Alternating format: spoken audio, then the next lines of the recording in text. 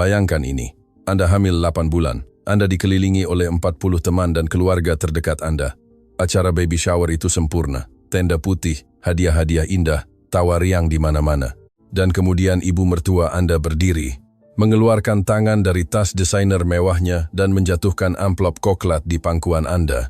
Di dalamnya, dokumen perceraian yang diajukan oleh suami Anda sendiri dengan tuntutan hak asuh penuh atas anak-anak Anda di depan semua orang. Dia tersenyum dan berkata, "Ini sebenarnya sebuah kebaikan.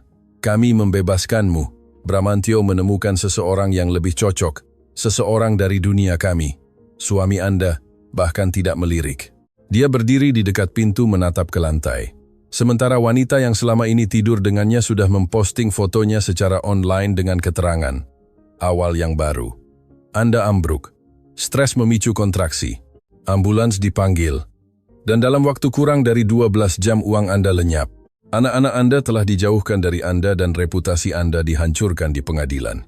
Mereka percaya mereka telah menang, mereka percaya Anda sudah tamat. Tapi inilah yang tidak diketahui oleh siapapun di ruangan itu. Bukan suami, bukan ibu mertua, bukan selingkuhan, bukan satu orang pun di acara baby shower itu. Wanita yang baru saja mereka buang, seolah tidak berarti apa-apa itu secara diam-diam, adalah seseorang dengan kekayaan bersih 30 triliun rupiah dan akan segera menghancurkan seluruh kerajaan mereka hingga ke akar-akarnya. Tetaplah bersama saya. Pelajaran dan pernyataan nilai. Sebelum memulai, inilah mengapa kisah ini penting. Ini bukan hanya tentang uang atau balas dendam. Ini tentang apa yang terjadi ketika seseorang memutuskan Anda tidak penting, bahwa nilai Anda diukur dari nama belakang, asal, atau dari mana Anda berasal. Dan ini tentang kekuatan diam dan tak tergoyahkan dari seorang wanita yang menolak untuk didefinisikan oleh orang-orang yang meremehkannya.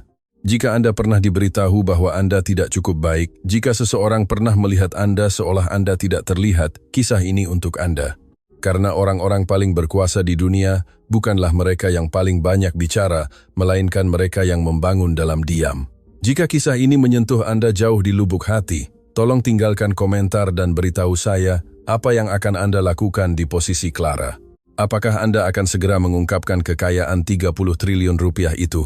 Atau Anda akan menunggu seperti yang dia lakukan? Saya membaca setiap komentar dan jawaban Anda, selalu memulai percakapan terbaik. Jika Anda mengenal seseorang yang perlu mendengar cerita ini malam ini, seseorang yang sedang melalui masa sulit, seseorang yang telah diremehkan, bagikan video ini dengan mereka. Terkadang sebuah cerita adalah pengingat yang kita butuhkan bahwa kita lebih kuat dari yang kita kira. Dan jika ini pertama kalinya Anda di sini, tekan tombol langganan itu dan aktifkan notifikasi. Kami menceritakan kisah-kisah seperti ini setiap minggu, kisah-kisah orang biasa yang menolak untuk menyerah ketika hidup menjatuhkan mereka. Suka, komentar, bagikan, berlangganan, dan sampai jumpa di video berikutnya. Seorang wanita berdiri di ambang pintu sebuah penthouse senilai 40 miliar rupiah menatap ke arah Jakarta. Kota itu berdenyut di bawahnya. Hidup dengan cahaya dan ambisi serta jenis energi yang tidak pernah tidur. Dia memegang telepon di telinganya. Di sisi lain, seorang pria memohon, menangis. Suaranya pecah dengan keputusasaan yang hanya datang ketika Anda terlambat menyadari apa yang telah Anda hilangkan. "Tolong, Clara, aku melakukan kesalahan. Aku akan melakukan apa saja." Dia terdiam. Matanya beralih ke meja marmer, tempat satu set dokumen perceraian tergeletak dalam bingkai hitam sederhana. Bukan piala, melainkan pengingat.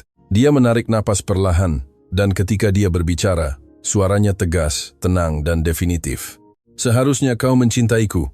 Dia menutup telepon, meletakkannya perlahan di meja di samping bingkai, dan untuk sesaat, dia tetap diam sempurna melihat lampu kota membentang ke cakrawala seperti ribuan janji kecil. Tapi disinilah cerita ini tidak dimulai. Mundur 6 bulan yang lalu. Pagi acara baby shower dimulai, seperti kebanyakan bencana indah dimulai, dengan cahaya matahari dan optimisme dan keyakinan tenang bahwa semuanya akan baik-baik saja. Clara Bestari berdiri di depan cermin seukuran tubuh di kamar tidur utama, kediaman Asmoro di Pondok Indah, Jakarta, berbalik ke samping untuk memeriksa bayangannya. Hamil 8 bulan, anak ketiganya, seorang laki-laki kali ini. Gaun yang dia pilih, gaun rep lembut berwarna ivory dengan renda halus di sepanjang lengan, tidak lagi pas seperti saat dia membelinya 3 minggu lalu. Dia menarik resleting di punggungnya, meregangkan jari-jarinya, nyaris tidak mencapai. Dia mengambil ponselnya dan memanggil Sofia Bintang.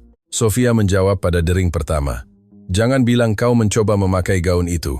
Minggu lalu masih muat," kata Clara. "Masih menarik." "Clara, dengan usia kehamilan 8 bulan, resleting itu adalah saran, bukan persyaratan. Pakai yang biru." Clara tertawa.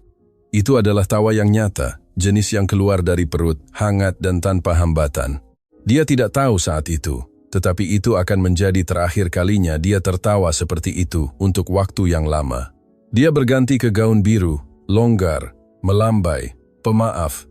Dia melihat dirinya sekali lagi dan membisikkan sesuatu yang sering dikatakan ibu angkatnya Ruth ketika Clara masih kecil tumbuh di panti asuhan di seluruh Jawa Tengah. "Jangan pernah mengeluarkan semua kartu Anda sekaligus. Simpan kartu as Anda di tempat yang tidak dapat dilihat siapapun." Nasihat itu telah membentuk segalanya, bisnisnya, investasinya, pernikahannya. Clara Bestari bukan hanya seorang konsultan bisnis kecil yang menikah dengan keluarga kaya lama di Jakarta. Dia adalah pemilik tunggal Kencana Ventura, sebuah perusahaan holding dengan aset senilai 30 triliun rupiah, 340 properti komersial di 12 provinsi, portofolio modal Ventura dengan kepemilikan di 47 perusahaan teknologi, dan kepemilikan saham pengendali di 3 perusahaan yang terdaftar di bursa saham. Tidak ada yang tahu. Bukan Bramantio, bukan Widya, bukan satu orang pun dari keluarga Asmoro yang tahu bahwa wanita yang mereka anggap lebih rendah dari mereka adalah salah satu orang terkaya di negara ini.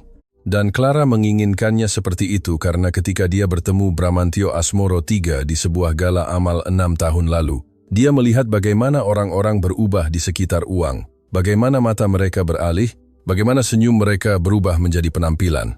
Dia ingin dicintai apa adanya, bukan karena apa yang dia miliki. Jadi dia menyembunyikan kerajaannya, diam-diam dikelola oleh Sofia Bintang, sahabatnya dan kepala operasi Kencana Ventura.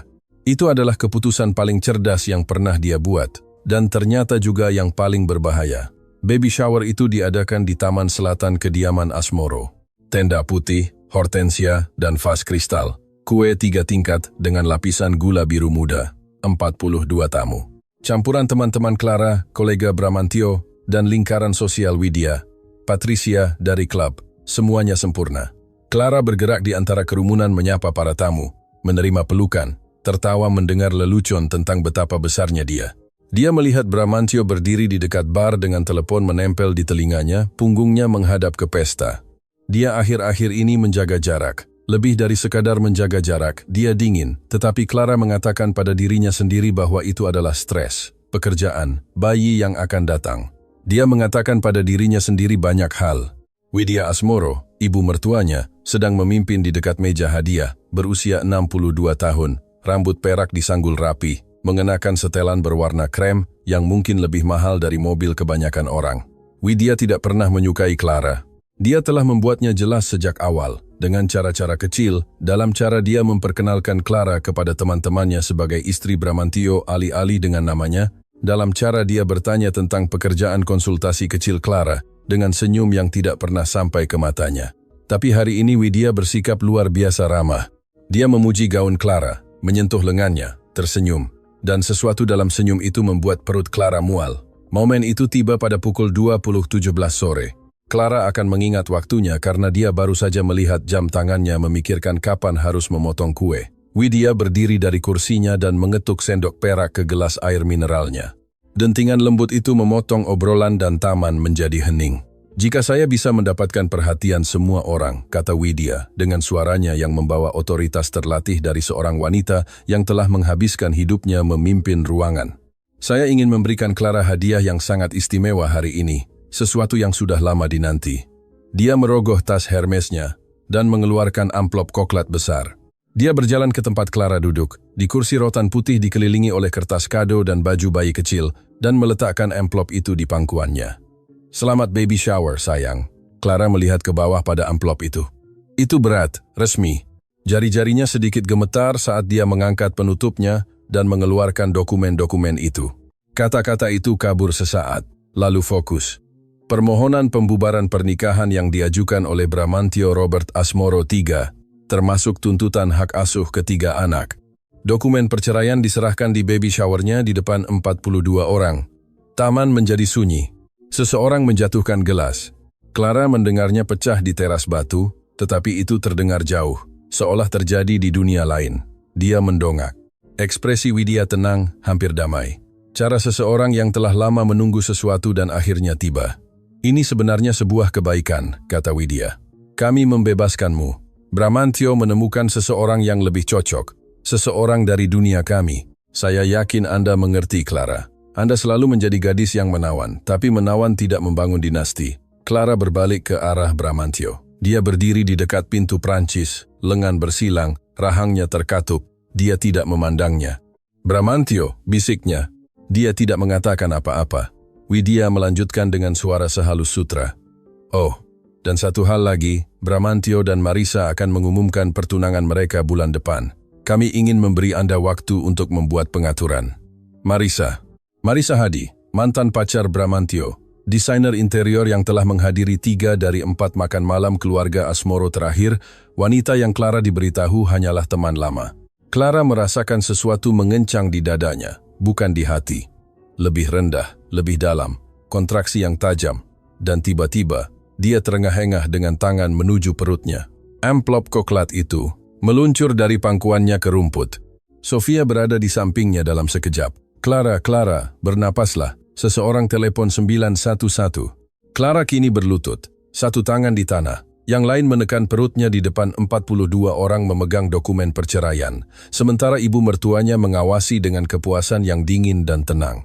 Hal terakhir yang dia lihat sebelum para medis tiba adalah Widya, masih berdiri di dekat meja hadiah, menyesuaikan gelangnya seolah tidak terjadi apa-apa.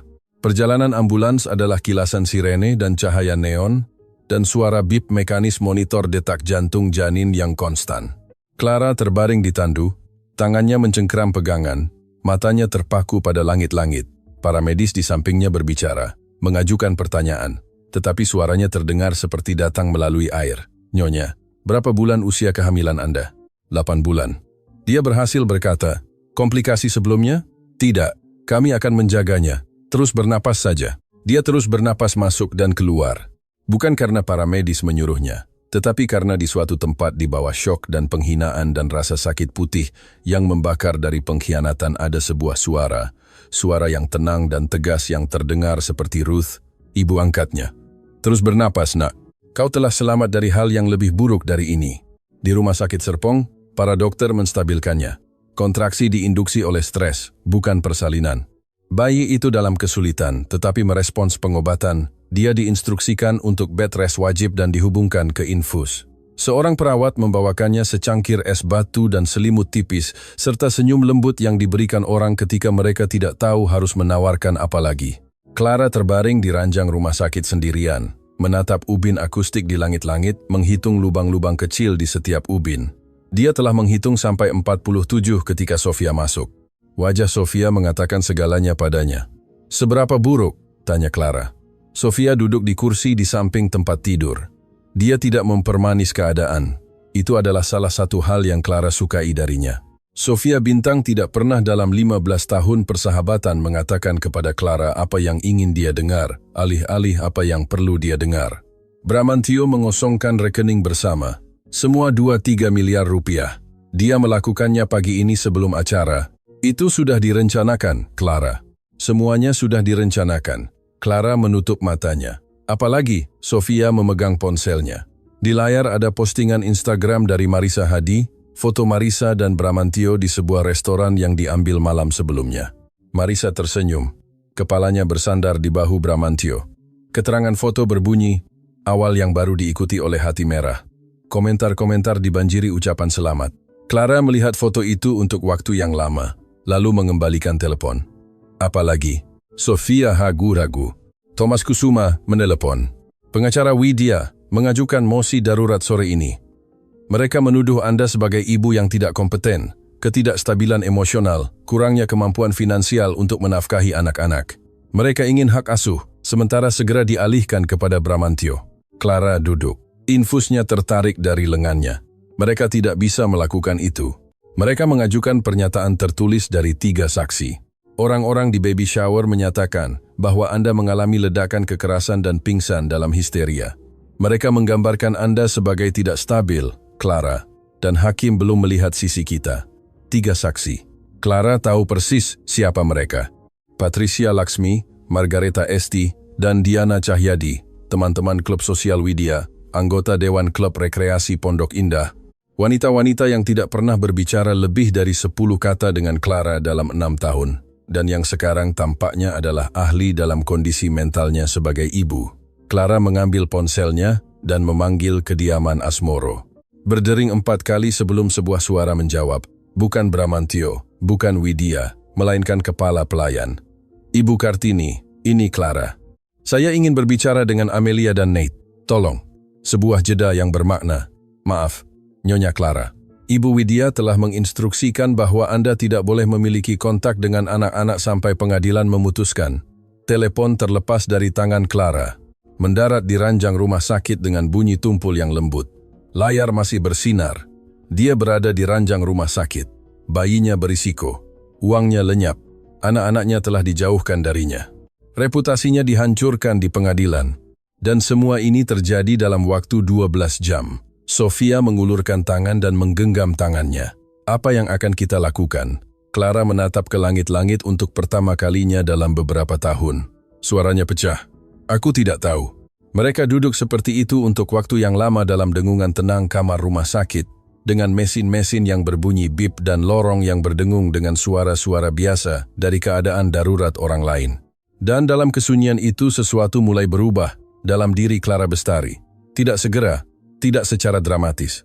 Itu perlahan seperti retakan pertama di danau yang membeku, tidak terlihat oleh siapapun yang melihat tetapi tidak dapat diubah. 3 hari berikutnya adalah yang terpanjang dalam hidupnya. Dia tidak diizinkan keluar dari rumah sakit, tidak diizinkan melihat anak-anaknya. Bramantio tidak menjawab panggilannya. Dia menerima perintah penahanan sementara yang dibuat-buat oleh tim hukum Widya yang menjauhkannya dari properti Asmoro. Perintah itu mengutip kekhawatiran akan keselamatan anak di bawah umur, yang merupakan cara hukum untuk mengatakan bahwa Widya memiliki cukup uang dan cukup koneksi untuk membuat kebohongan terlihat seperti kebenaran. Pada malam ketiga, pukul 2 pagi, Clara sendirian di kamar rumah sakitnya. Lampu-lampu koridor redup. Satu-satunya suara adalah irama lembut monitor janin, konstan dan aman, seperti metronom yang mengatur waktu sebuah lagu yang belum ditulis. Dia meletakkan tangannya di perutnya dan berbicara kepada putranya. Maafkan aku. Aku membawamu ke dalam ini. Aku pikir jika aku cukup baik, jika aku mencintai cukup kuat, itu akan cukup. Dia menangis, bukan air mata sopan, dan terkontrol seorang wanita yang menjaga ketenangan. Air mata nyata yang datang dari tempat di dalam dirimu, yang kau kira kosong, tetapi ternyata penuh dengan semua yang telah kau tahan selama bertahun-tahun. Kemudian dia berhenti, mengusap matanya dengan punggung tangan, mengambil laptopnya dari meja samping tempat tidur, membukanya dan menelepon Thomas Kusuma. Dia menjawab pada dering kedua. Suaranya tenang seperti biasa. Thomas Kusuma pernah menjadi jaksa federal sebelum beralih ke praktik swasta. Dia tidak mudah terkejut. Thomas, kata Clara. Suaranya berbeda sekarang. Tegas, dingin, tepat, aktifkan kencana Ventura. Semuanya. Dan Thomas, saya ingin Anda mengambil catatan keuangan Asmoro. Setiap perusahaan, setiap perwalian, setiap rekening luar negeri. Ada sesuatu yang saya ketahui tentang keluarga itu yang mereka tidak kira saya tahu. Tim saya akan mengerjakannya besok pagi. Dia menutup telepon dan memanggil Sofia. Jadi, apa rencananya? Tanya Sofia. Langkah 1, kita mendapatkan anak-anak saya kembali. Langkah 2, kita tunjukkan kepada keluarga Asmoro dengan siapa mereka menikah. Langkah 3, dia terdiam. Tidak ada langkah 3, karena setelah langkah 2 tidak akan ada yang tersisa dari mereka. 2 minggu berlalu, Clara keluar dari rumah sakit dengan instruksi ketat untuk beristirahat, yang dia tafsirkan secara bebas.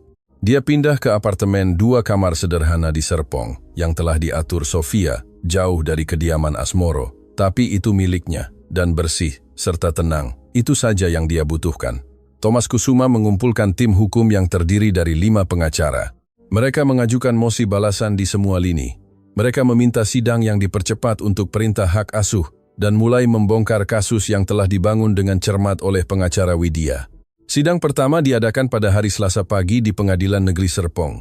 Clara mengenakan gaun abu-abu sederhana tanpa perhiasan, rambutnya diikat rapi.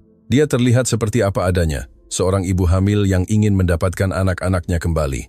Widya tiba dengan mobil sedan hitam diapit oleh dua pengacara dari firma hukum termahal di Jakarta. Dia mengenakan setelan Chanel putih dan berjalan seperti wanita yang tidak pernah kehilangan apapun dalam hidupnya. Thomas Kusuma berdiri di depan hakim dengan setumpuk dokumen di tangannya. Yang Mulia, mosi hak asuh darurat yang diajukan oleh penggugat didasarkan pada pernyataan tertulis dari 3 saksi yang menyatakan telah mengamati tergugat, menunjukkan perilaku kekerasan dan tidak stabil di sebuah pertemuan keluarga pada tanggal Pais Juni. Kami ingin menyajikan bukti bahwa pernyataan ini dikoordinasikan dan direkayasa. Dia meletakkan dokumen-dokumen itu di mimbar hakim, pesan teks, 14 di antaranya. Diambil dari telepon Patricia Laksmi, salah satu dari 3 saksi. Pesan-pesan antara Patricia dan Widya Asmoro dikirim pada pagi hari baby shower, sebelum dokumen perceraian diserahkan. Pesan-pesan itu jelas. Widya telah memberitahu Patricia persis apa yang harus ditulis. Dia telah menginstruksikannya tentang bahasa spesifik. Dia telah menggunakan. Hakim membaca pesan-pesan itu dalam diam. Kemudian menatap pengacara Widya. Para penasihat hukum, saya akan mengajukan pertanyaan sederhana kepada Anda. Apakah Anda tahu bahwa klien Anda mengoordinasikan pernyataan saksi ini? Pengacara utama Widya, seorang pria tinggi bernama Rizky Halim, bergeser di kursinya.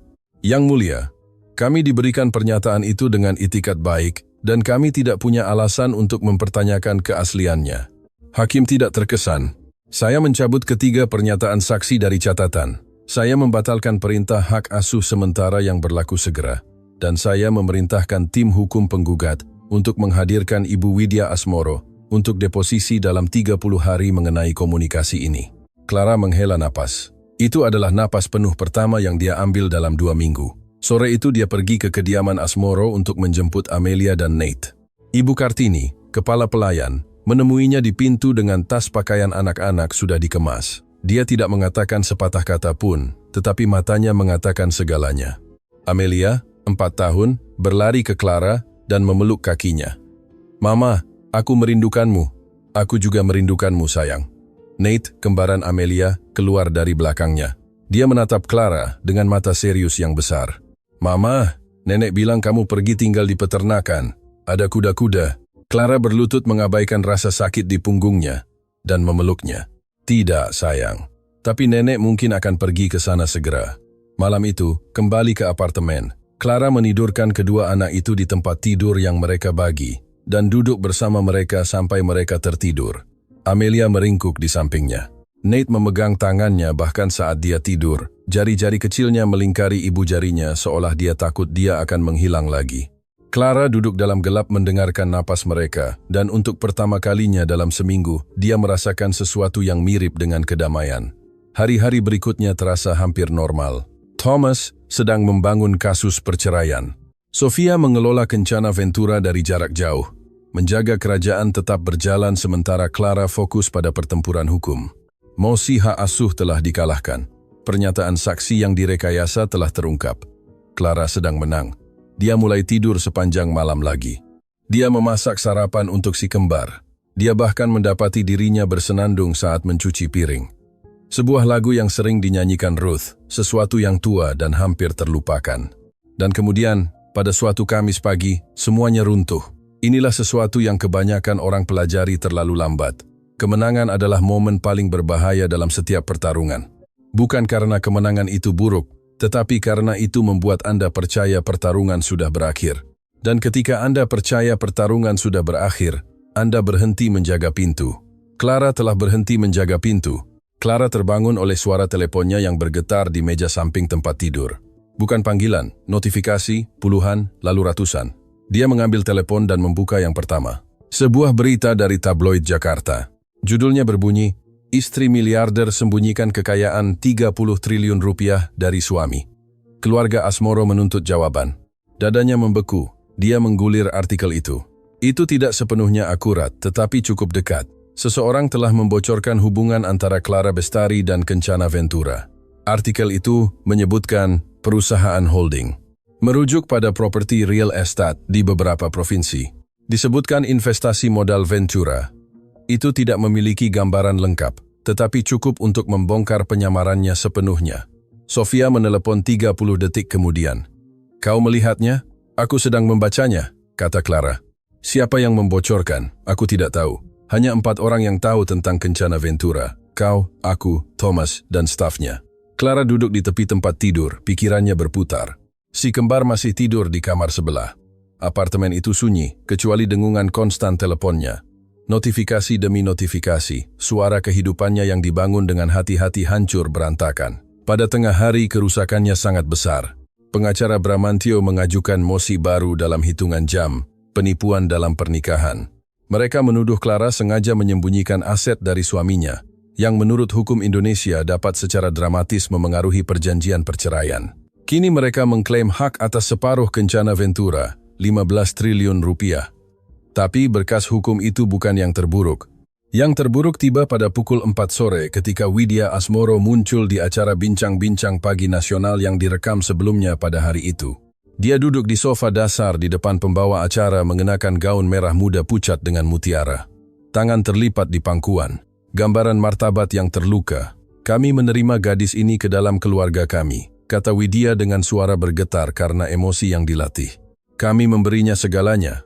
Kami mencintainya seperti putri kami. Dan sekarang kami menemukan bahwa dia telah membohongi kami semua selama 6 tahun, menyembunyikan miliaran rupiah, menjalani kehidupan ganda. Dia terdiam, mengusap matanya dengan sapu tangan. Orang macam apa yang melakukan itu? Ibu macam apa yang membohongi suaminya sendiri? Klip itu menjadi viral dalam waktu kurang dari 1 jam.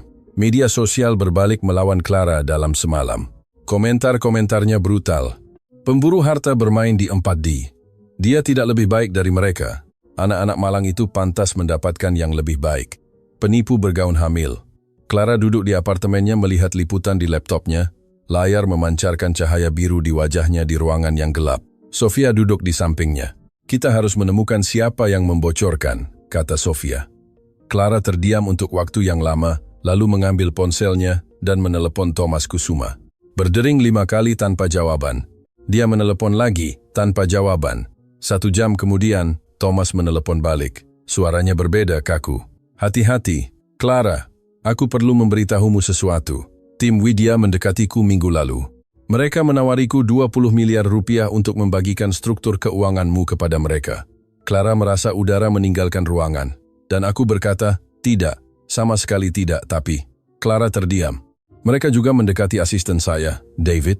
Dan David berkata, ya, David Morrison, 26 tahun, 2 tahun setelah lulus dari sekolah hukum. Dia telah bekerja di firma Thomas selama 14 bulan. Dia memiliki akses ke arsip Clara, struktur perusahaannya, daftar asetnya, semuanya. Berapa? Tanya Clara. Mereka membayarnya 300 juta rupiah. Dia mentransfer arsip-arsip itu Selasa lalu. Clara menutup matanya. Orang yang paling dia percayai dalam kehidupan profesionalnya adalah orang yang solid. Thomas telah berkata tidak, tetapi Thomas memiliki mata rantai yang lemah. Dan mata rantai yang lemah itu telah menjualnya dengan harga sepersekian dari nilainya.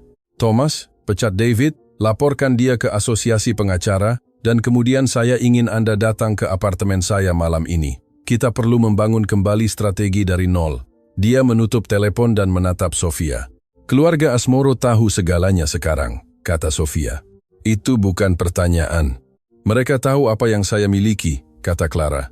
Tetapi mereka tidak tahu apa yang saya ketahui. Dan saat ini itulah satu-satunya keuntungan yang saya miliki. Malam itu, setelah si kembar tertidur, Clara duduk di meja dapur dengan secangkir teh yang sudah dingin. Dia menatap dinding tanpa melihatnya. Pikirannya mengulang setiap keputusan yang telah dia buat dalam 6 tahun terakhir. Setiap rahasia yang telah dia simpan. Setiap saat dia memilih diam daripada kebenaran. Dia telah menyembunyikan kekayaannya karena dia ingin dicintai apa adanya. Dan sekarang keputusan yang sama itu digunakan untuk menghancurkannya. Hal yang telah dia bangun untuk melindungi dirinya sendiri, telah menjadi senjata yang mereka gunakan untuk melawannya. Dia memikirkan apa yang sering dikatakan Ruth. Ketika seseorang menunjukkan siapa dirinya, percayalah pada kali pertama. Tetapi ketika seseorang menunjukkan siapa dirinya untuk kedua kalinya, pastikan tidak ada yang ketiga. Minggu-minggu berikutnya berjalan secara metodis dan tanpa ampun. Widya Asmoro tidak hanya ingin memenangkan perceraian, dia ingin memusnahkan Clara Bestari dari segala sisi, hukum, finansial, sosial, dan pribadi, sampai tidak ada yang tersisa. Bramantio mengajukan tuntutan hak asuh penuh untuk kedua kalinya menggunakan sudut pandang penipuan. Pengacaranya berpendapat bahwa penyembunyian kekayaan 30 triliun rupiah secara sengaja oleh Clara menunjukkan pola penipuan patologis yang membuatnya secara psikologis tidak layak untuk membesarkan anak. Mereka hanya meminta kunjungan yang diawasi.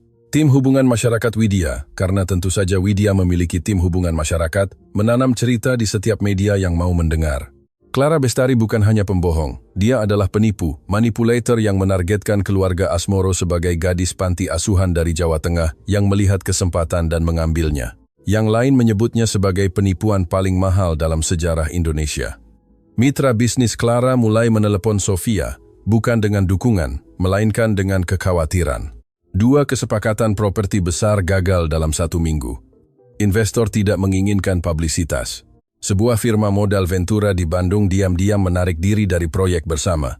Pesan itu jelas. Clara Bestari adalah racun dan uang, tidak peduli seberapa banyak, tidak suka racun. Dan kemudian ada Marisa. Marisa Hadi pindah ke kediaman Asmoro 3 minggu setelah baby shower, mendekorasi ulang kamar tidur utama. Dia mengadakan makan malam untuk teman-teman Widya. Dia memposting foto di media sosial, dirinya memasak sarapan di dapur Clara, berjalan di taman Clara, duduk di kursi Clara. Clara tidak melihat semua ini sendiri. Dia telah menghapus akun media sosialnya, tetapi si kembar melihatnya dan anak-anak, tidak peduli seberapa kecil, menyerap segalanya.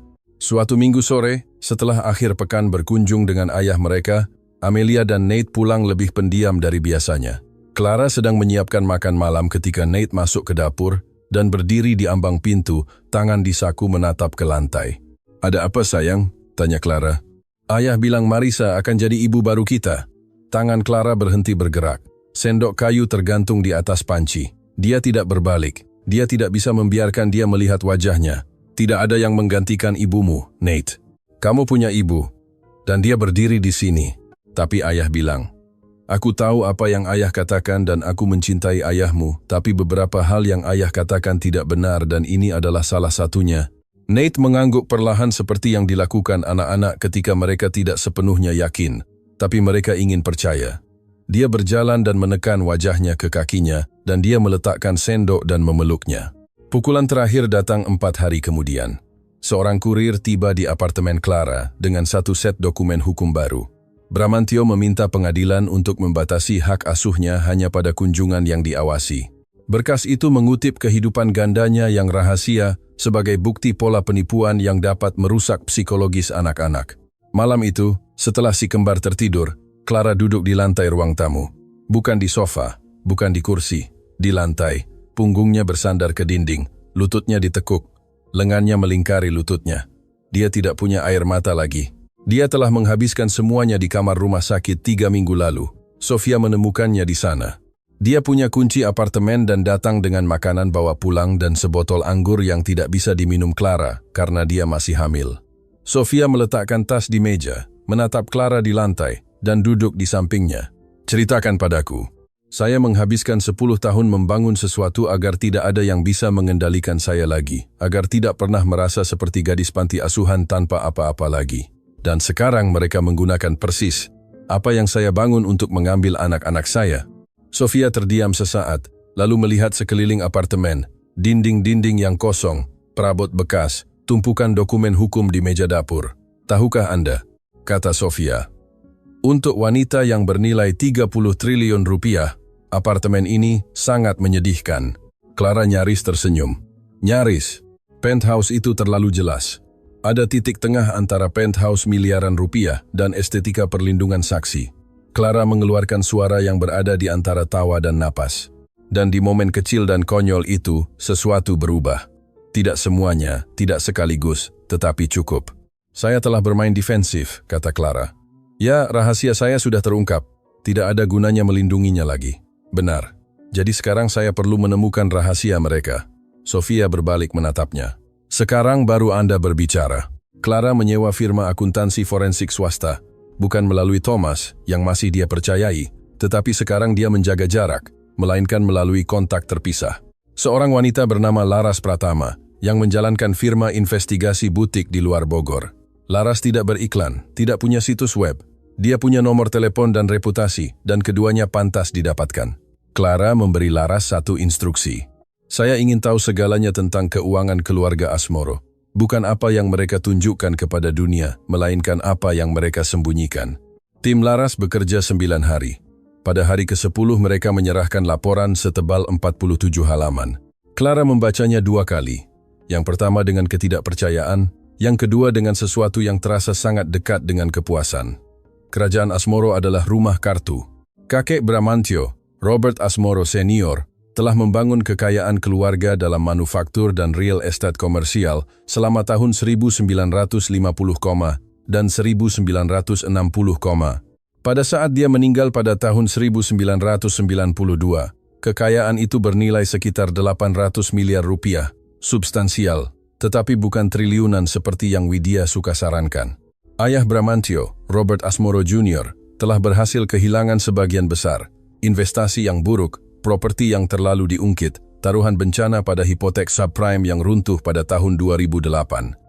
Pada saat Robert Jr. meninggal karena serangan jantung pada tahun 2010, kekayaan Asmoro telah menyusut menjadi sekitar 40 miliar rupiah, sebagian besar terikat di kediaman Pondok Indah, dan beberapa properti komersial yang digadaikan hingga batasnya.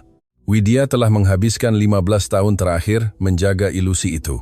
Dia menggunakan jaringan kompleks perusahaan cangkang dan jalur kredit, meminjam dengan jaminan kediaman untuk membiayai gaya hidup yang tampak mewah, tetapi sebenarnya adalah utang. Dia mengadakan gala amal yang didanai oleh jalur kredit. Dia mengenakan pakaian desainer yang dibeli dengan akun toko yang selalu terlambat membayar. Dia mengendarai mobil sewaan, bukan dibeli, dan yang penting dia telah menyedot uang dari rekening bersama Clara dan Bramantio selama bertahun-tahun. Jumlah kecil pada awalnya, beberapa juta di sana-sini. Kemudian jumlah yang lebih besar disalurkan melalui perusahaan cangkang bernama Asmoro Legacy Holdings, yang ada di atas kertas, tetapi tidak memiliki operasi nyata. Dalam 6 tahun, Widya diam-diam telah menguras 4,7 miliar rupiah dari rekening bersama, uang yang Clara dan Bramantio sama-sama sumbangkan untuk menjaga fasade Asmoro tetap hidup. Keluarga Asmoro tidak kaya. Mereka memiliki utang 47 miliar rupiah dan membutuhkan uang Clara. Khususnya 15 triliun rupiah yang mereka klaim dalam perceraian, bukan untuk mempertahankan gaya hidup mereka, tetapi untuk bertahan hidup. Clara meletakkan laporan di meja dapur, mengambil tehnya, menyeruputnya, meletakkannya. Ada lagi, katanya pada Sofia, yang membaca di atas bahunya. Lebih dari sekadar keluarga yang diam-diam miskin dan mencuri darimu selama 6 tahun. Halaman 31. Sofia pergi ke halaman 31. Dia membacanya lagi. Dia mendongak ke Clara. Anda tidak mungkin bercanda. Marisa Hadi bukan hanya mantan pacar Bramantio, yang muncul kembali secara kebetulan. Dia adalah anak baptis Widya, putri teman sekamar kuliah Widya, Elizabeth Hadi. Widya telah mengenal Marisa sejak dia lahir.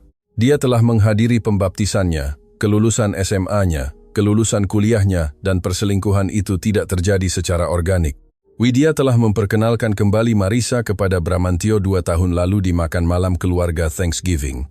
Dia telah mendorong hubungan itu, memfasilitasinya, dan telah membayar Marisa uang bulanan 25 juta rupiah selama 24 bulan, disimpan ke rekening pribadi di bank di Tangerang Selatan.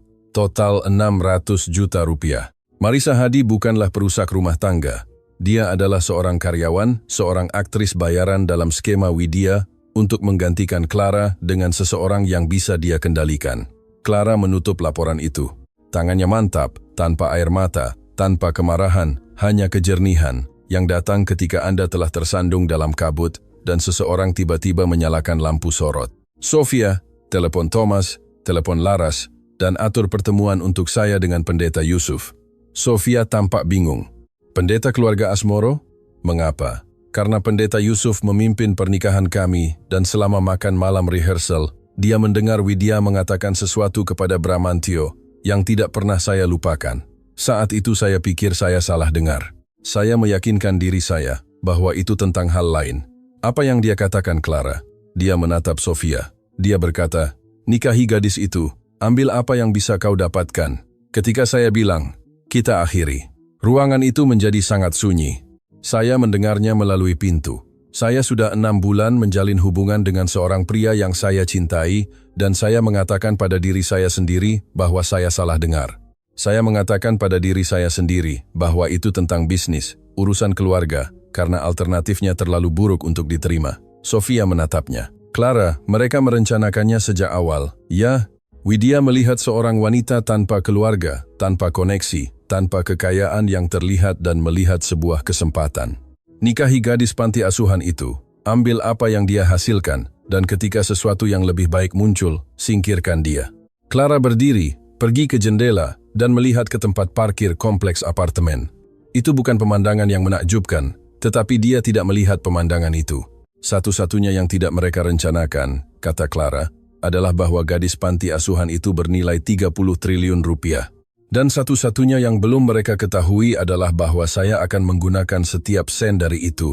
Pendeta Yusuf, 71 tahun, berambut putih dan bermata ramah, serta memiliki otoritas tenang yang datang dari 30 tahun, berada di mimbar mengamati orang-orang di saat terbaik dan terburuk mereka. Dia telah membaptis Bramantio Asmoro, telah menikahkan Bramantio dan Clara, dan telah menyimpan rahasia selama 6 tahun yang membebani dirinya lebih dari yang dia ingin akui. Dia bertemu dengan Clara di sebuah kafe di pusat kota Serpong pada suatu Rabu pagi. Dia memesan kopi hitam. Dia memesan teh herbal. Mereka duduk di sebuah booth di bagian belakang, jauh dari jendela. Saya tahu mengapa Anda di sini, katanya sebelum Clara sempat berbicara. Saya sudah lama menunggu panggilan ini. Anda mendengar apa yang Widya katakan di makan malam rehearsal. Saya mendengarnya. Saya berada di koridor di luar studio. Pintu terbuka beberapa sentimeter. Widya berbicara kepada Bramantio. Kata-katanya persis, nikahi gadis itu. Ambil apa yang bisa kau dapatkan. Ketika saya bilang, kita akhiri, dan Anda tidak pernah mengatakan apa-apa. Pendeta Yusuf menatap kopinya. Saya mengatakan pada diri saya sendiri bahwa saya salah paham, bahwa itu di luar konteks. Dan kemudian selama bertahun-tahun saya mengamati bagaimana Widya memperlakukan Anda. Saya mengamati bagaimana Bramantio berubah. Dan saya tahu bahwa saya sama sekali tidak salah paham. Apakah Anda bersedia memberikan pernyataan tertulis? Dia menatapnya untuk waktu yang lama. Ya, saya seharusnya mengatakannya bertahun-tahun lalu. Maaf, Clara mengangguk. Dia tidak mengatakan bahwa tidak apa-apa karena memang tidak, tetapi dia mengerti. Orang-orang membuat kesepakatan dengan diri mereka sendiri sepanjang waktu. Mereka melihat sesuatu yang buruk, dan mereka menceritakan kisah yang lebih indah kepada diri mereka sendiri karena kebenaran itu terlalu mahal. Dengan pernyataan Pendeta Yusuf, laporan akuntansi forensik, dan bukti pembayaran kepada Marisa, Clara sudah memiliki semua yang dia butuhkan. Thomas Kusuma menyiapkan kasusnya. Sidang terakhir dijadwalkan pada Kamis berikutnya, tetapi pada Senin malam, 3 hari sebelum sidang, telepon Clara berdering. Itu Bramantio. Dia menangis. Bukan tangisan pementasan seorang pria yang menginginkan sesuatu. Tangisan nyata yang datang dalam isak dan suku kata yang pecah. Clara, maafkan aku. Aku tahu aku tidak pantas mengatakan itu, tapi aku perlu kau mendengarnya. Ibuku, dia menekanku, mengendalikan segalanya. Perceraian, hak asuh, Marisa, semuanya adalah idenya. Aku terlalu lemah untuk menghentikannya. Aku terlalu takut. Clara duduk di tepi tempat tidurnya mendengarkan. Tangannya bersandar di perutnya. Bayi itu menendang. Aku ingin pulang, kata Bramantio. Aku ingin menarik diri dari pertarungan hak asuh. Aku ingin memperbaiki ini. Aku tahu aku melakukan kesalahan besar. Aku tahu aku menyakitimu. Tapi tolong Clara, tolong, bisakah kita bicara saja? Dan inilah hal tentang cinta. Bahkan ketika Anda telah dipukuli dan memar dan ditinggalkan untuk mati. Bahkan ketika setiap bagian rasional dari otak Anda berteriak bahwa itu sudah berakhir, selalu ada bagian kecil hati yang keras kepala yang ingin percaya, yang berbisik mungkin yang berpegang pada ingatan tentang siapa seseorang itu sebelum mereka menjadi siapa mereka. Clara ragu. Bukan karena dia menginginkan Bramantio kembali, tetapi karena dia ingin anak-anaknya memiliki keluarga. Dia ingin Amelia dan Nate tumbuh dengan 2 orang tua duduk di meja makan yang sama. Dia menginginkan dongeng, meskipun dia tahu dongeng ditulis oleh orang-orang yang tidak pernah menerima dokumen perceraian di baby shower. Temui aku besok, katanya. Peterson Bistro. Siang hari kita akan bicara. Dia menutup telepon, duduk dalam gelap, dan membiarkan dirinya untuk sesaat berbahaya memiliki harapan. Keesokan paginya, Clara mengenakan gaun sederhana dan pergi ke Peterson Bistro, sebuah restoran tenang di jalan utama di Serpong. Dia tiba 5 menit lebih awal, meminta meja di bagian belakang, memesan air dan menunggu. Bramantio masuk pada siang hari. Dia terlihat mengerikan, kantung mata, kemeja kusut, tidak bercukur. Dia terlihat seperti pria yang tidak tidur selama berminggu-minggu. Dan di belakangnya, masuk melalui pintu dengan presisi formasi militer, adalah Widya Asmoro dan pengacara Widya, Rizky Halim, dan seorang wanita yang tidak Clara kenali membawa perangkat perekam kecil dan buku catatan. Seorang stenografer pengadilan. Clara mengerti dalam sekejap. Permohonan maaf itu adalah naskah, air mata itu adalah akting. Widya telah menginstruksikan Bramantio untuk meneleponnya, untuk memohon, untuk mengatakan kata-kata yang tepat, agar Clara setuju untuk bertemu. Dan sekarang mereka memiliki seorang stenografer siap untuk merekam Clara, menyatakan kesediaan untuk berdamai, yang akan digunakan pengacaranya untuk berargumen bahwa pernikahan itu tidak rusak secara tidak dapat diperbaiki. Itu akan menunda perceraian selama berbulan-bulan. Itu akan menjaga aset Clara secara hukum terjalin dengan klaim Bramantio. Itu akan memberi Widya waktu untuk menguras apapun yang tersisa. Widya duduk di seberang Clara dan tersenyum. Duduk, Clara. Mari kita bicarakan penyelesaian. 50% sepertinya adil, bukankah begitu? Clara menatap Bramantio. Anda menelepon saya sambil menangis tadi malam. Bramantio tidak menatapnya, dia menatap taplak meja. Widya menjawab untuknya. Putra saya melakukan apa yang perlu, seperti yang selalu dia lakukan. Clara berdiri. Dia tidak berteriak, tidak menangis, tidak menjungkir balikkan meja atau melempar anggur, dan melakukan hal-hal yang akan memberikan Widya persis apa yang dia inginkan. Sebaliknya, dia membungkuk mendekat ke Widya, begitu dekat sehingga hanya Widya yang bisa mendengar, dan berkata dengan sangat lembut, Anda tidak tahu apa yang akan datang. Dia keluar dari restoran. Hak sepatunya bergaung di lantai kayu. Dia tidak menoleh ke belakang. Sidang terakhir adalah 3 hari lagi, tetapi Clara tidak akan menunggu pengadilan. Malam itu dia duduk di meja dapurnya bersama Sofia dan Thomas. Teko kopi di antara mereka dan laporan forensik terhampar di permukaan seperti peta pertempuran. Kita punya 3 langkah, kata Clara. Dan kita melakukan semuanya sebelum Kamis. Thomas mengangkat alis. Sebelum sidang, itu agresif. Widya menyergap saya di baby shower saya, merekayasa pernyataan saksi, mencuri 47 miliar rupiah dari rekening bersama saya, membayar seorang wanita 600 juta rupiah untuk tidur dengan suami saya, dan kemarin dia mencoba menjebak saya dengan rekonsiliasi palsu. Clara menatap Thomas. Saya muak bersabar. Saya ingin mereka masuk ke pengadilan itu sudah tahu bahwa mereka kalah. Langkah 1. Clara mengirim laporan akuntansi forensik Laras Pratama. Bukan ke pengadilan, tetapi langsung ke 3 bank yang memiliki jalur kredit terbesar keluarga Asmoro, Bank Nasional Jaya, Bank Meridian Utama, dan Pinjaman Lembah Cemerlang. Laporan itu mendokumentasikan semuanya. Perusahaan cangkang, penilaian aset yang digelembungkan yang Widya gunakan untuk mendapatkan pinjaman, fakta bahwa kediaman Asmoro yang Widya nilai 32 miliar rupiah dalam aplikasi kreditnya, sebenarnya bernilai mendekati 11 miliar rupiah, setelah memperhitungkan hak tanggungan yang ada dan pemeliharaan yang tertunda. Penipuan bank. Secara terang-terangan. Dalam 48 jam, 2 dari 3 bank membekukan rekening Asmoro dan mengeluarkan surat tuntutan yang meminta pembayaran pinjaman mereka. Bank ketiga meluncurkan tinjauan internal, fasade keuangan Widya yang dibangun dengan hati-hati mulai runtuh seperti kertas basah. Langkah 2. Firma hubungan masyarakat Clara yang baru disewa, yang direkomendasikan oleh Sofia, membagikan catatan pembayaran Marisa Hadi kepada seorang jurnalis dari Suara Jakarta, bukan sebagai serangan pribadi terhadap Marisa, bukan sebagai gosip, tetapi sebagai bukti terdokumentasi tentang pola manipulasi dan kontrol keuangan Widya Asmoro. Kisah itu keluar pada Selasa pagi. Judulnya berbunyi, Ibu mertua bayar selingkuhan 600 juta rupiah untuk hancurkan pernikahan putranya. Artikel itu komprehensif, termasuk laporan bank yang menunjukkan setoran bulanan 25 juta rupiah, termasuk garis waktu yang menunjukkan bahwa Widya telah memperkenalkan kembali Marisa kepada Bramantio 2 tahun sebelum pengajuan perceraian, termasuk pernyataan dari mantan karyawan rumah tangga Asmoro, yang membenarkan bahwa Widya telah secara terbuka mendiskusikan rencananya untuk menemukan istri yang cocok untuk Bramantio, sementara Clara masih tinggal di rumah itu. Pada Selasa sore, cerita itu telah diambil oleh semua media utama di negara itu. Narasi itu berubah dalam semalam. Clara tidak lagi menjadi pembohong miliarder. Dia adalah wanita yang ibu mertuanya secara harfiah membayar seseorang untuk menghancurkan pernikahannya. Langkah 3. Pendeta Yusuf memberikan wawancara kepada stasiun berita lokal Jakarta. Dia tidak menyerang keluarga Asmoro secara langsung. Dia tidak menggunakan bahasa yang menghasut. Dia hanya mengatakan kebenaran dengan otoritas tenang seorang pria yang telah menghabiskan hidupnya dalam pelayanan. Saya telah menjadi pendeta selama 30 tahun, katanya menatap langsung ke kamera. Saya menikahkan Bramantio dan Clara Asmoro. Saya melihat Sofia menelepon Clara sore itu. Suaranya lebih ringan dari sebelumnya dalam beberapa minggu.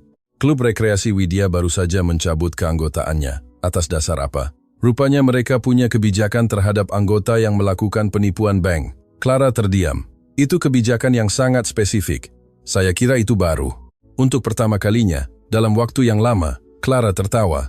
Tawa yang nyata. Pada Kamis pagi, Pengadilan Negeri Serpong, ruang sidang 4B. Lorong di luar dipenuhi wartawan, fotografer, dan tim kamera. Perceraian Asmoro telah menjadi kasus hukum paling banyak dibicarakan di negara ini. Sebuah cerita yang memiliki segalanya. Kekayaan, pengkhianatan, miliaran rahasia, selingkuhan bayaran, dan ibu mertua yang bisa saja ditulis oleh seorang penulis skenario dengan dendam. Clara tiba pukul 8.45. Dia mengenakan gaun biru tua sederhana tanpa perhiasan, sepatu datar, karena kakinya bengkak karena kehamilan. Rambutnya terurai. Dia tampak seperti wanita yang telah menghabiskan 6 minggu terakhir berjuang untuk hidupnya dan anak-anaknya. Karena memang itulah dia. Thomas Kusuma berjalan di sampingnya membawa 2 tas kerja. Dia memiliki energi yang tenang dan fokus dari seorang pria yang telah mempersiapkan diri untuk momen ini, seperti seorang ahli bedah mempersiapkan diri untuk operasi dengan presisi dan tanpa ruang untuk kesalahan. Di dalam ruang sidang, Bramantio dan Widya sudah duduk di sisi kiri. Bramantio tampak kosong. Dia telah kehilangan berat badan. Setelannya longgar di bahunya, dan matanya memiliki tampilan kaca dan jauh dari seorang pria yang telah menyadari terlalu terlambat bahwa wanita yang duduk di sampingnya telah merusak hidupnya. Widya duduk dengan punggung tegak dan dagu terangkat, tetapi baju besinya memiliki retakan. Sekarang, riasannya lebih tebal dari biasanya, menutupi apa yang Clara duga adalah malam-malam tanpa tidur. Tangannya terlipat di pangkuannya, tetapi jari-jarinya terus bergerak, menekan satu sama lain dalam 100 kedutan ritmis kecil. Rizky Halim, pengacara Widya, mengacak-acak kertas dengan energi gugup seorang pria yang tahu dia akan kalah, tetapi belum menemukan seberapa buruknya.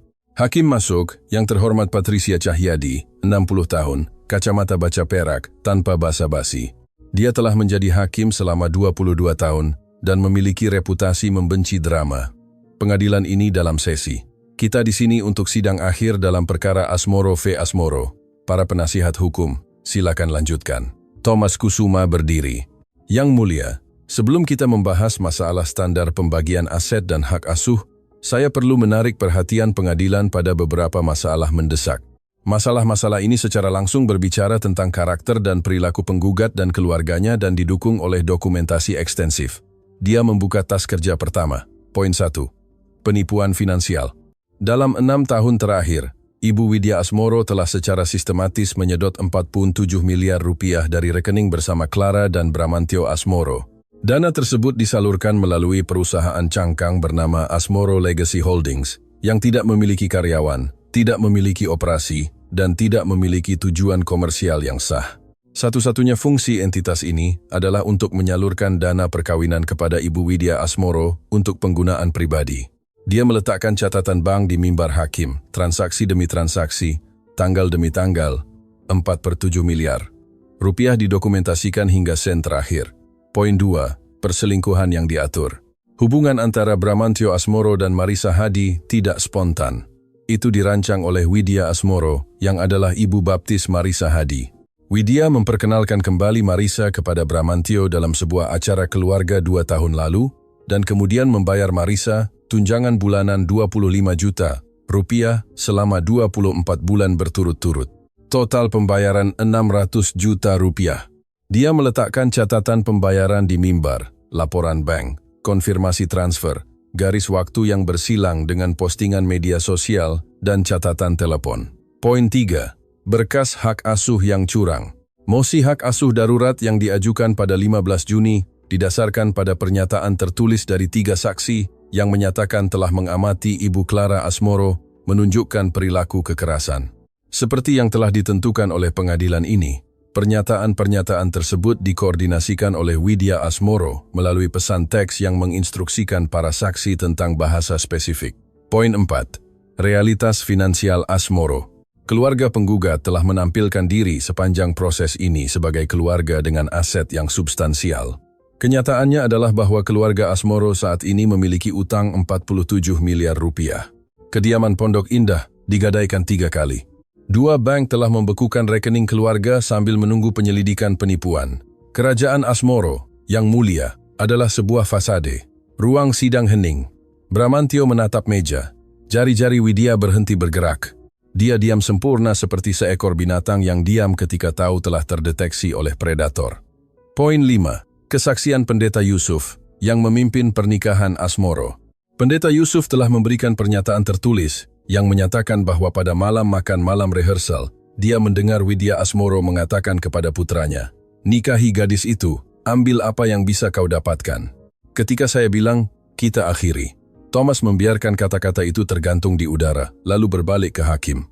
"Yang mulia, pernikahan ini bukan pernikahan. Itu adalah skema sejak awal." Widya Asmoro berencana menggunakan Clara Bestari sebagai sumber daya finansial, mengeksploitasi dan membuang setiap tindakan yang dia lakukan. Penyergapan di baby shower, mosi hak asuh yang dibuat-buat, perselingkuhan yang diatur, semuanya adalah bagian dari rencana yang diperhitungkan untuk merampas uang, anak-anak, dan martabat klien saya. Dia terdiam dan membuka tas kerja kedua, yang membawa kita pada masalah yang telah berulang kali diangkat oleh penasihat hukum lawan sepanjang proses ini. Masalah aset tersembunyi klien saya. Rizky Halim duduk tegak. Ini adalah momen yang dia tunggu-tunggu. Argumen penipuan, klaim 15 triliun rupiah. Thomas melanjutkan. Tim penggugat telah mengkarakteristikan klien saya sebagai seorang wanita, dengan aset terbatas yang menikah di atas kelasnya, dan mengumpulkan kekayaan secara diam-diam melalui penipuan. Saya ingin mengoreksi catatan. Dia meletakkan satu dokumen di mimbar. Clara Bestari adalah pemilik tunggal dan pendiri Kencana Ventura, sebuah perusahaan holding dengan aset yang diaudit secara independen senilai 30 triliun rupiah. Ini termasuk 340 properti komersial di 12 provinsi, portofolio modal Ventura, dengan kepemilikan di 47 perusahaan teknologi dan kepemilikan saham pengendali di 3 perusahaan yang terdaftar di bursa saham. Ruang sidang tidak terkesiap, melainkan hening. Jenis keheningan yang terjadi ketika sebuah ruangan yang penuh dengan orang-orang secara kolektif menahan napas. Klien saya tidak menyembunyikan kekayaannya untuk menipu suaminya. Dia menyembunyikannya karena dia ingin dicintai apa adanya, bukan karena apa yang dia miliki. Sebaliknya, keluarga Asmoro memasuki pernikahan dengan berpura-pura, menampilkan diri sebagai orang kaya padahal sebenarnya bangkrut, dan secara sistematis berencana untuk menceraikannya dan mengklaim aset yang tidak pernah mereka sumbangkan. Thomas meraih ke dalam tas kerja untuk terakhir kalinya dan mengeluarkan sebuah dokumen yang lebih tua dari yang lain, tepinya menguning, bertanggal 6 tahun lalu. Yang mulia, saya ingin mengajukan sebagai bukti perjanjian pranikah yang ditandatangani oleh kedua belah pihak sebelum pernikahan. Perjanjian ini disusun atas desakan Ibu Widya Asmoro dan disiapkan oleh pengacara keluarga Asmoro. Itu dirancang untuk melindungi aset keluarga Asmoro dalam kasus perceraian. Dia meletakkannya di mimbar. Perjanjian pranikah menyatakan, dan saya kutip, bahwa setiap pihak akan mempertahankan kepemilikan eksklusif atas semua aset yang diperoleh secara individual sebelum dan selama pernikahan, asalkan aset tersebut berada di rekening atau entitas dengan kepemilikan terpisah. Dia menatap Rizky Halim. Kencana Ventura adalah entitas dengan kepemilikan terpisah. Itu selalu atas nama eksklusif Clara Bestari. Itu didirikan sebelum pernikahan dan telah dipertahankan secara terpisah sepanjang waktu. Berdasarkan ketentuan perjanjian pranikah, yang Ibu Widya Asmoro desak untuk ditandatangani klien saya, setiap rupiah Kencana Ventura dilindungi. Wajah Rizky Halim memucat. Dokumen yang sama yang Ibu Widya Asmoro paksa klien saya tandatangani. Dokumen yang dirancang untuk melindungi kekayaan Asmoro dari seorang wanita yang dia anggap lebih rendah dari keluarganya, adalah dokumen yang sekarang melindungi kerajaan 30 triliun rupiah klien saya dari klaim keluarga Asmoro. Mulut Widya terbuka, lalu tertutup, lalu terbuka lagi. tidak ada suara yang keluar. Hakim meninjau perjanjian pranikah, meninjau dokumen keuangan, meninjau pernyataan tertulis Pendeta Yusuf. Dia membutuhkan waktu 45 menit, lalu mengeluarkan putusannya. Hak asuh penuh ketiga anak diberikan kepada Clara Bestari. Bramantio Asmoro tidak memiliki hak atas aset apapun dari Kencana Ventura sesuai dengan ketentuan perjanjian pranikah. Clara Bestari diberikan restitusi 4,7 miliar rupiah yang disedot oleh Widya Asmoro. Ditambah ganti rugi punitif. Pengadilan merujuk masalah perilaku Widya Asmoro ke Kejaksaan Negeri untuk penyelidikan atas penipuan, sumpah palsu, manipulasi saksi, dan manipulasi finansial. Palu diketuk dan berakhir. Di luar gedung pengadilan, matahari bersinar dan udara berbau rumput yang baru dipotong dan panas pertama musim kemarau. Para wartawan berjejer di tangga, kamera berkedip, mikrofon terulur. Clara berdiri di puncak tangga sejenak, merasakan sinar matahari di wajahnya. Thomas berada di sampingnya, Sofia di sisi lain. Di belakangnya, di suatu tempat di gedung itu, Widya Asmoro sedang belajar bagaimana rasanya ketika dunia melihat Anda persis seperti apa adanya. Clara mendekati mikrofon. Dia tidak memiliki pernyataan yang disiapkan. Dia tidak membutuhkannya. Saya tidak membangun hidup saya untuk membuktikan apapun kepada siapapun, katanya. Saya membangunnya agar anak-anak saya tidak pernah tahu bagaimana rasanya tidak memiliki apa-apa. Hari ini bukan tentang balas dendam, ini tentang kebenaran. Dan kebenarannya sederhana. Anda tidak bisa mengambil dari seseorang apa yang tidak pernah menjadi milik Anda sejak awal. Dia menjawab 3 pertanyaan, lalu berjalan ke mobilnya. Sofia membukakan pintu untuknya. Clara masuk, mengencangkan sabuk pengaman dan mengemudi pulang bersama anak-anaknya. Minggu-minggu berikutnya, membawa jenis keadilan yang memuaskan. Bukan karena kejam, melainkan karena lengkap. Widya Asmoro ditangkap pada Selasa pagi, 3 minggu setelah sidang. Dakwaannya adalah penipuan bank, sumpah palsu, dan manipulasi saksi. Dia difoto digiring keluar dari kediaman Pondok Indah dengan borgol, mengenakan setelan krem yang sama yang dia pakai ke baby shower. Teman-temannya di klub rekreasi, wanita-wanita yang sama yang telah memberikan pernyataan saksi palsu untuknya, menolak membayar jaminannya. Patricia Laksmi kemudian mengatakan kepada seorang reporter, "Saya hampir tidak mengenal wanita itu." Bramantio pindah dari kediaman itu sebelum bank menyitanya. Dia menyewa apartemen 1 kamar di Serpong. Kreditnya hancur. Nama Asmoro, yang pernah identik dengan keanggunan dan uang lama, kini muncul di berita utama bersama kata-kata seperti penipuan, skema, dan penangkapan. Dia mendapatkan pekerjaan di agen mobil di Bogor, menjual sedan. 3 bulan kemudian dia mengirim Clara sebuah surat. Bukan dokumen hukum, surat tulisan tangan asli di kertas biasa. Dia tidak meminta uang, dia tidak meminta maaf, dia tidak membuat alasan. Dia hanya menulis bahwa dia menyesal, bahwa dia lemah, bahwa dia membiarkan ibunya membuat setiap keputusan penting dalam hidupnya, termasuk keputusan untuk membuang satu-satunya orang yang pernah benar-benar mencintainya. Dia menulis bahwa dia tahu sudah terlambat dan dia tidak menulis untuk mengubah apapun, tetapi karena dia pantas mendengar kebenaran setidaknya sekali. Clara membaca surat itu di meja dapurnya, melipatnya, meletakkannya di laci, tidak menjawab. Marisa Hadi memberikan wawancara kepada sebuah majalah pada bulan September. Dia jujur. Dia mengatakan bahwa Widya telah merekrutnya, bahwa uang itu awalnya sebagai bantuan dan telah berubah menjadi jebakan, bahwa dia malu. Dia pindah kembali ke kampung halamannya di Jawa Timur dan mengambil pekerjaan di sebuah firma desain kecil. Clara tidak membenci Marisa. Dalam banyak hal, Marisa hanyalah orang lain yang telah digunakan dan dibuang oleh Widya. Putra Clara, Arya, lahir pada Selasa di bulan Agustus, 3-4 kilogram, sehat, paru-paru kuat. Dia berteriak selama 20 menit pertama hidupnya, dan Clara memeluknya dan tertawa dan menangis pada saat yang sama, yang merupakan satu-satunya respons yang tepat ketika sesuatu yang hampir Anda hilangkan datang dengan sehat ke pelukan Anda. 6 bulan setelah sidang, Clara pindah ke Jakarta dengan ketiga anaknya. Penthouse di kawasan Upper West Side memiliki jendela dari lantai ke langit-langit yang menghadap ke Taman Menteng. Itu adalah jenis rumah yang dia impikan saat kecil di panti asuhan. Terbaring di tempat tidur sempit di kamar bersama di Salatiga, Jawa Tengah, menatap langit-langit yang bernoda air, membayangkan bagaimana rasanya hidup di tempat yang indah. Dia berada di sampul majalah Forbes pada bulan Oktober. Judulnya berbunyi, "Wanita 30 triliun rupiah yang tidak pernah dilihat siapapun datang." Artikel itu menceritakan kisahnya dari awal. Panti asuhan. Malam-malam belajar hukum real estate di perpustakaan kampus komunitas. Properti pertama yang dia beli pada usia 23 tahun. Sebuah dupleks yang disita di Semarang, yang dibeli seharga 47 juta rupiah, yang dia renovasi dan jual seharga 112 juta rupiah. Lalu yang lain, lalu perusahaan holding, lalu dana modal Ventura, lalu kerajaan. Dia meluncurkan sebuah yayasan pada bulan November itu, Yayasan Bestari, yang didedikasikan untuk menyediakan bantuan hukum, pendidikan finansial, dan perumahan transisi bagi wanita yang meninggalkan pernikahan yang abusif dan mengendalikan. Kantor pertama yayasan dibuka di Serpong, Jakarta. Yang kedua dibuka di Salatiga, Jawa Tengah. 2 blok dari panti asuhan tempat Clara menghabiskan ulang tahunnya yang ke-14, makan kue dari pom bensin, dan mendambakan kehidupan yang terasa seperti miliknya sendiri. Sekarang, inilah sesuatu yang patut dipikirkan. Di suatu tempat di luar sana saat ini, seseorang diremehkan. Seseorang duduk di sebuah ruangan yang penuh dengan orang-orang yang telah memutuskan bahwa dia kurang cerdas, kurang mampu, kurang layak.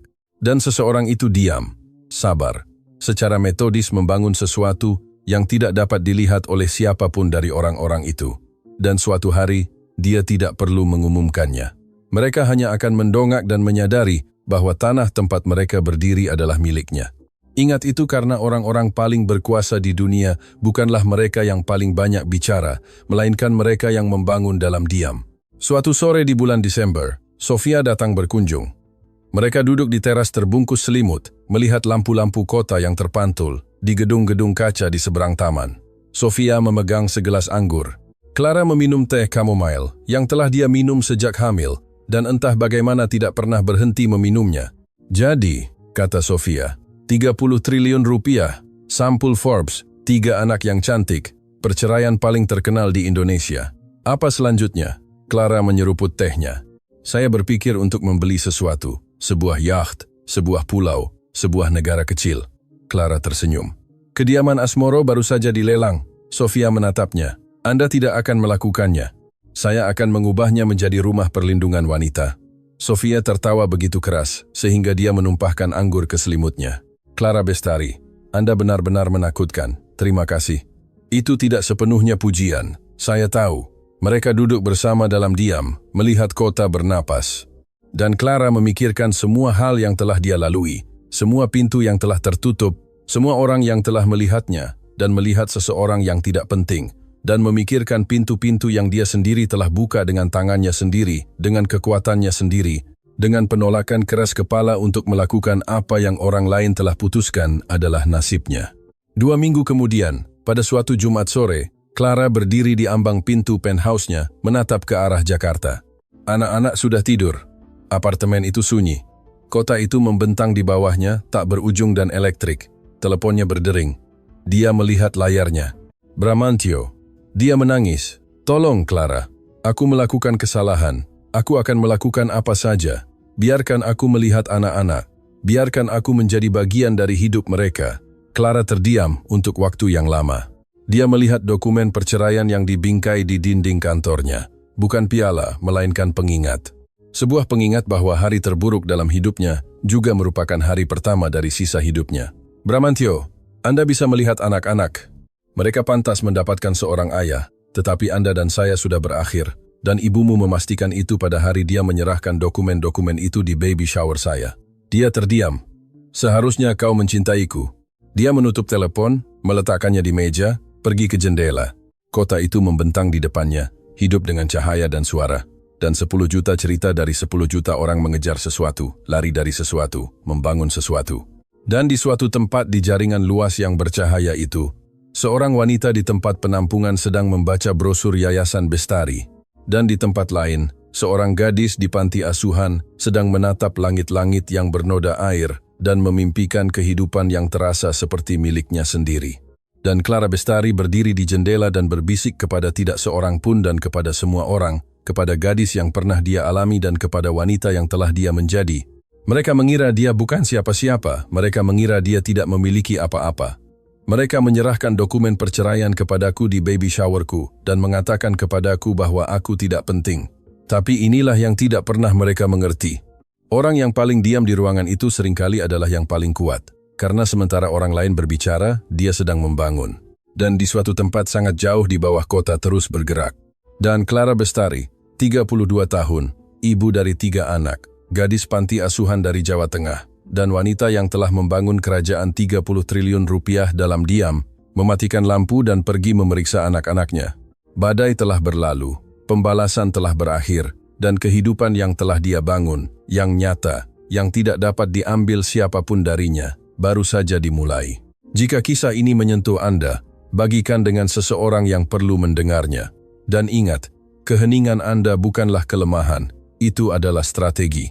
Disclaimer, konten ini telah diteliti dengan cermat, dikembangkan, dan diedit secara manual oleh tim kami untuk menawarkan narasi yang bermakna dengan pelajaran hidup nyata. Setiap kata dibuat dengan tujuan untuk menghibur, menginspirasi, dan mengingatkan Anda bahwa kisah Anda layak untuk diceritakan.